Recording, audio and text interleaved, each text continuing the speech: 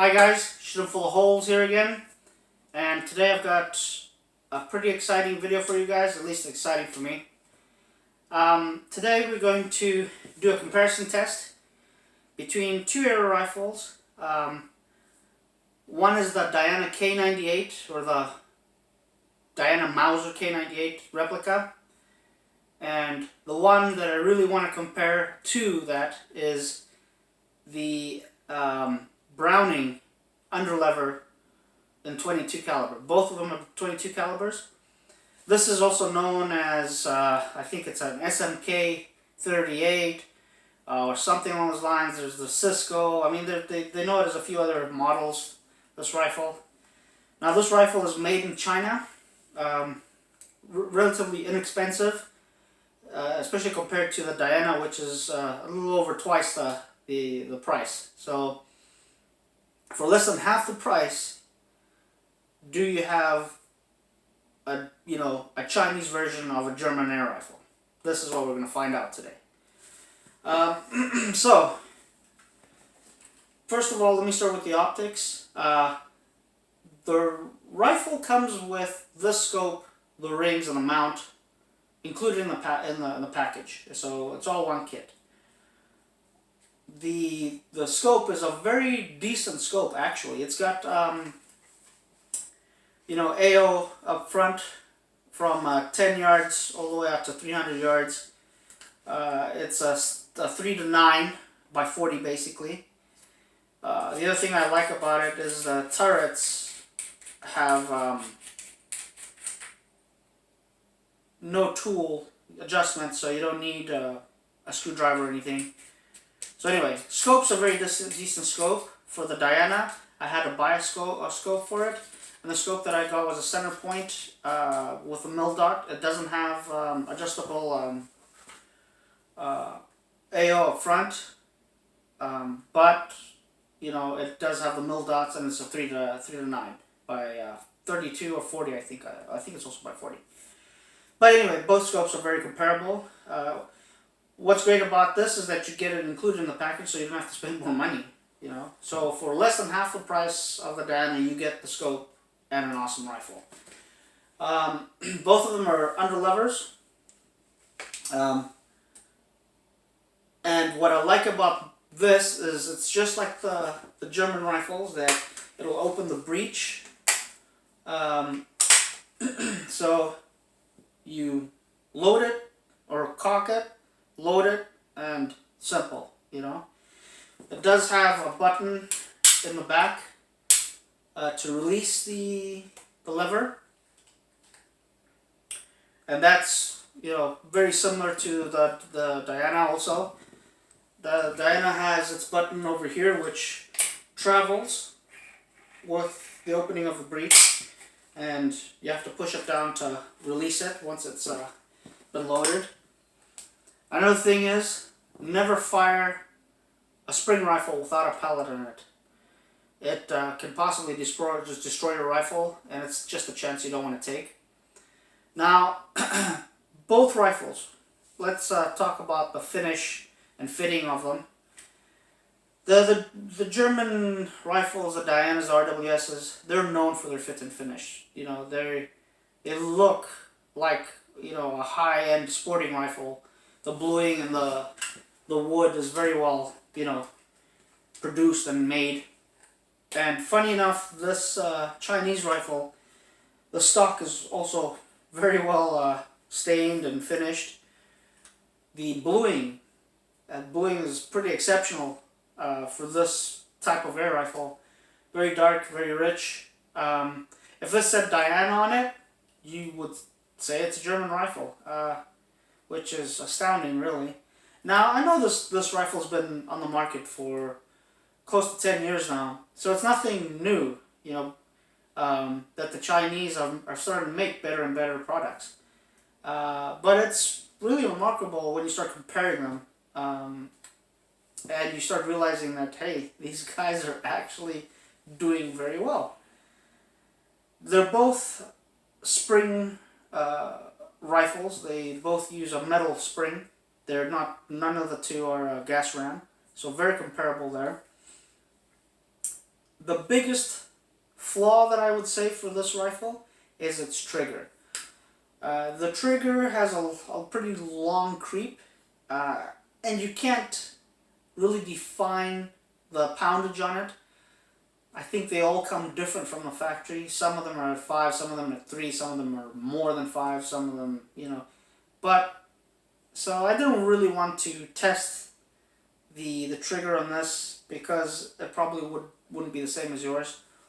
What I can say is that the rifle, coming out of the box, feels like it's got sand in it. Trigger, the system, everything really. And it feels a little gritty, feels a little rough around the edges. But it's, to some degree, I'll tell you what, I kind of like that. I like that because that shows that you have to practice with it, and you have to, mold this rifle for it to be accurate. So you have to put a little bit of work in it, And I've shot about 150 shots through this air rifle, and I'll tell you, it's gotten smoother and smoother and smoother, and right now it's probably close to being smooth as the Diana. The Diana, though, without exception, is just butter. The trigger has a TO6 trigger. You can't beat that. I mean, you absolutely get what you paid for. This one just needs a little bit of TLC, but it gets the job done, and I'll show you. The weight between the two rifles, very comparable. They weigh almost identical. The k98 is a pretty heavy rifle, we're looking close to 10 pounds. And this, I think, is like 8 pounds something without the scope, and then you throw the scope on there and you're almost there. One thing you will notice is that I have a sling on mine. It does not come with this from the factory. I added that later, and I do that to a lot of my rifles. It's, try carrying a 10-pound gun in front of you all day. Yeah, it gets, taxing. Anyway, let's start with a velocity test between these two. So I've shot 5 shots with both of them using Crossman Premier hollow points. That's these pellets here. Very decent pellet from Crossman, inexpensive, and produces really good results with most air rifles. So average for both of these rifles is hovering around the 740 to 750 mark.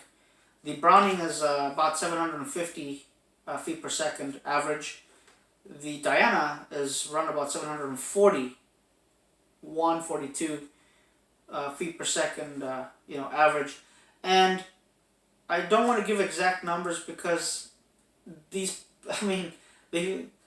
5 shots fluctuated so much on both of them. I had a high of 765 on the Browning and a low of 733. So 30 feet per second difference, round about there. That's not a huge difference, but it fluctuates.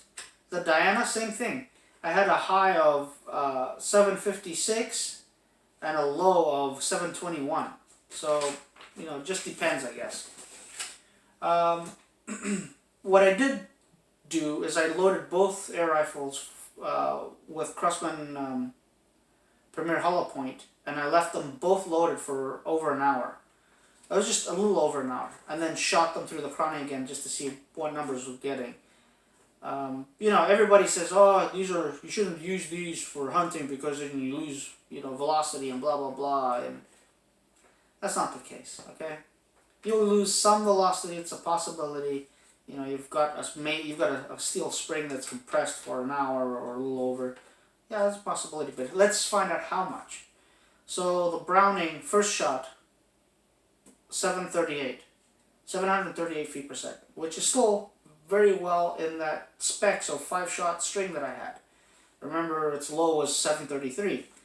So second shot, Browning, 748, jumped up 10 feet per second. Third shot, 740, went down 8 feet per second. So it fluctuates. K98, first shot after an hour being loaded, 729. Remember, its lowest was 721. Second shot, 741, went up. third shot, 722, went back down. So these rifles, you know, maybe there's a pellet that won't fluctuate as much, you know, but, you know, they both are doing the exact same thing. So that to me is, you know, good enough. Now let's go into the accuracy test. It's tough for me to shoot down range lately. Weather has not cooperated, especially for 20 yards. And a lot of people have voiced the opinion that they don't like it when I shoot 10 yard indoors because it's really, to them, it doesn't seem like it shows the true potential. And that's true. I've always said that, you know, how do I put it? Well, at 10 yards you can start getting an idea of a rifle's potential. And I've always said that if you have a clover leaf hole at 10 yards, it shows that that pellet has potential to be more accurate downrange, you know. But yeah, you can have easily 5 different kinds of pellets shooting clover leaf, and it doesn't mean that this one or that one is more accurate than that one. You'll only find that out, you know, with longer distances. But it's a very good start. So anyway, you can see here the different types that I've tried. The one that's been decently consistent is the Craftsman Premier Hollow Points. So this is just a Browning. And so here's the Browning again with the Craftsman Premier Hollow Points. And now here's the Diana. At 10 yards, you can see they both do very similar. And you'll notice that there's a shot that just seems out of place. And I've noticed that with the Browning, that certain pellets, it just, all of a sudden, there's just a flyer. And I keep on wondering, is that me with the trigger, or because it's not exactly the most easiest rifle to shoot in the world. But, you know, I'm starting to get used to it. But the truth is that I started realizing that some of these pellets just seem to fly off, and the same thing happens a little bit in the Diana. Like that one's, you know, it's not exactly a flyer, but, you know, a little more out of its element. So here we go with 20 yard tests. This is a Craftsman Premier Hollow Points at 20 yards for the Browning. See the group, pretty decent group. And here we go, talking about those flyers again. We got the K98, the Diana, pretty decent group. Both groups seem very similar. I decided to shoot RWS Superdomes in both rifles, also at 20 yards, and see what, you know, if the groups also look similar.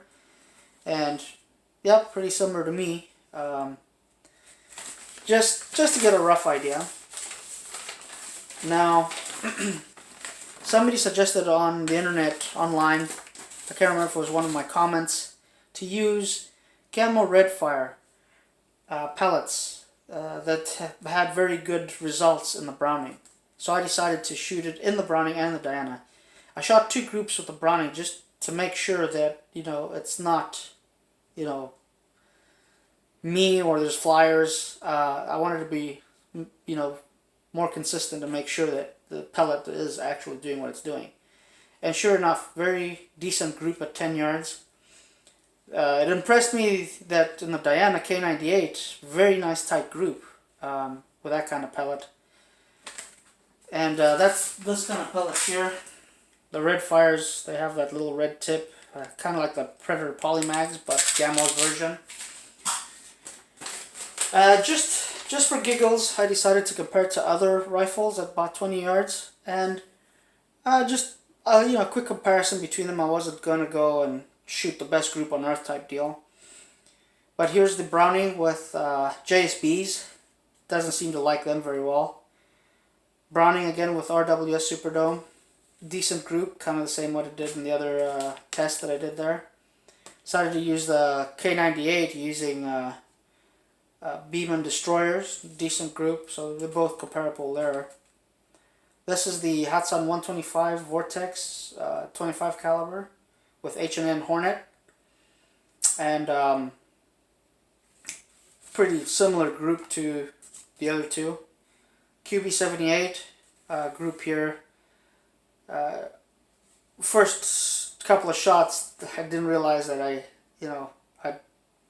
had that CO2 canister in there for a while and basically was out of gas, so I had to swap gas and then shoot in a 5-shot group. But anyway, compared, pretty decent groups, So, and here's a penetration test that I did, and I like shooting my cans. This has always been a very good way of figuring out how good a penetration is from an air rifle. If it's able to pass go straight through a can, at 10 yards, it's very decent for, rabbits, squirrels, birds, pretty much anything of that size. So here's a Craftsman, hollow point in the, this is with the Browning, and here's with the K98, and complete pass-throughs, both, very similar. Here I use the Superdome on both, that's K98, that's the Browning, same thing, complete pass-throughs, So both have very good accuracy, very good potential, and penetration, and now it's just up to pellet selection, whichever you consider will benefit you most. But both of these rifles are very, very, very similar in the way they act, which is very surprising to me. Back in the day, if you bought a German rifle, man, it was light years ahead. It was like a tack driver. This is, something out of this world compared to something that was half the price back then. You bought something that's half the price, thing wasn't even coming close. But now that's what I love about all these companies and competition. And like I said, this has been around for 10 years, so they've had time to maybe perfect their product a lot more. I wish they could spend a little more time on the trigger, but it's not the end of the world. As you can tell by the accuracy tests, you can still develop and get the same kind of accuracy that you can from a K98, like you can from a K98. So, the Browning will do basically the same thing. So, in conclusion, if you're looking for a Chinese-made rifle that acts like a German rifle, that costs twice, its value compared to the Chinese rifle, and I mean almost acts like a German rifle in every way, consider the Browning underlever. Like I said, they know it as other models too, the SMK, I think 38, I think the Cisco 46 or something like that. There's a website, it's called Flying Dragon Air Rifles. They sell these also, and I think they do tuning on them, and I think there's various kinds of tuning. So if you want to pay a little bit more and kind of get the roughness worked out of it, definitely there's another option for you. And but man, I wish I could have had this when I was a kid. But I really did wish, But if you're looking for a good present for somebody, or a good starter air rifle for an adult, a young adult, maybe a teen that's in his 15, 16s going up, this would not be a bad air rifle for them. So anyway, I hope you enjoyed my video. I hope this information is helpful to you. I know there's a lot of other videos on this air rifle, but hey, this one's mine. Anyway, like I always say, go out in the woods, put up a target, get an air rifle like this one, and shoot them full of holes.